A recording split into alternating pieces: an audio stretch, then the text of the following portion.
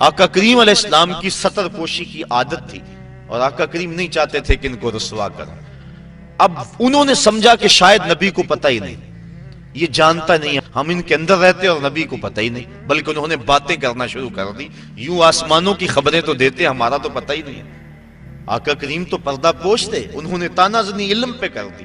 آقا کریم ایک دن منبر پہ تشریف فرما ہوئے، فرمایا مجھے پتا چلا ہے کچھ لوگ میرے علم پہ اعتراض کرتے ہیں، فرمایا پوچھو، جو پوچھو گے بتاؤں گا۔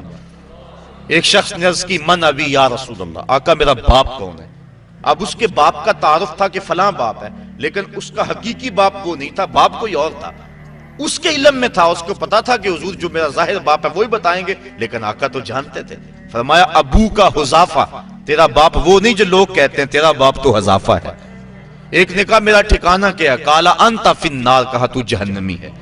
فبارک عمر رضی اللہ تعالیٰ عنہ، حضرت عمر فاروق اپنی پنڈلیاں بچھا کے اس طرح بیٹھے اور اپنے ہاتھ جوڑے، کہا رضیت باللہ ربا وبالاسلام دینا وبمحمد نبیا، حضور ہم اللہ کے رب ہونے پہ اور اسلام کے سچا دین ہونے پہ اور آپ کے نبی ہونے پہ راضی ہیں۔ یہ اعتراض ہم نے نہیں کیا، یہ کسی منافق نے بات کی ہے۔ تو بار بار حضرت عمر فاروق نے یہ عرض کی تو اللہ کے محبوب کا غصہ کافور ہوا، اور آقا کریم بار بار پوچھتے تھے، سلونی، پوچھتے کیوں نہیں؟ پوچھو، جو پوچھو گے میں بتاؤں گا۔ اللہ اکبر۔ تو اللہ کے محبوب کی نظر سے کوئی شے پوشیدہ نہیں ہے۔ حدیث میں آتا ہے، مشکات کے الفاظ ہیں، آقا کریم ایک دن تشریف لائے اور حضور کے دونوں ہاتھوں میں 2 کتابیں تھیں۔ صحابہ کو کہا جانتے ہو یہ کتابیں کیا ہیں؟ صحابہ نے کہا اللہ و رسولہ عالم، اللہ اور اس کا رسول جانتا ہے۔ فرمایا ھذا کتاب من عند اللہ، یہ کتاب جو میرے دائیں ہاتھ میں ہے یہ مجھے اللہ کی طرف سے عطا کی گئی ہے۔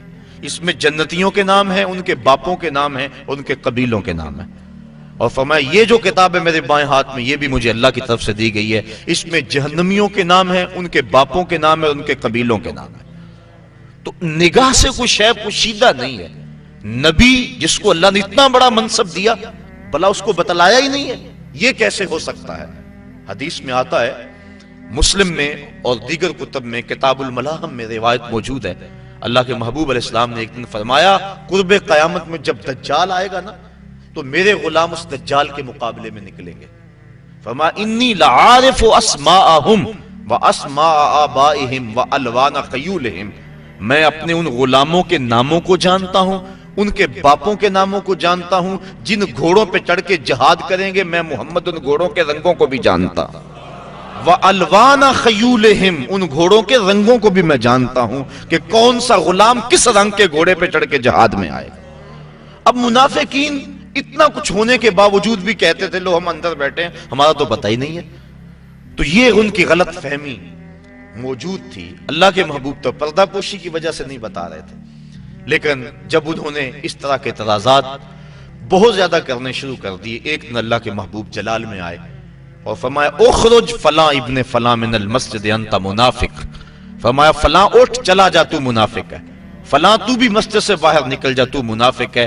حضرت عمر فاروق کی یہ آرزو ہوا کرتی تھی کہ کبھی منافق الگ ہو جائیں، کھوٹا کھرا الگ الگ ہو جائیں تو پھر مزہ آ جائے، لیکن کچھ حکمت کے تحت حضور ابھی کرتے نہیں تھے۔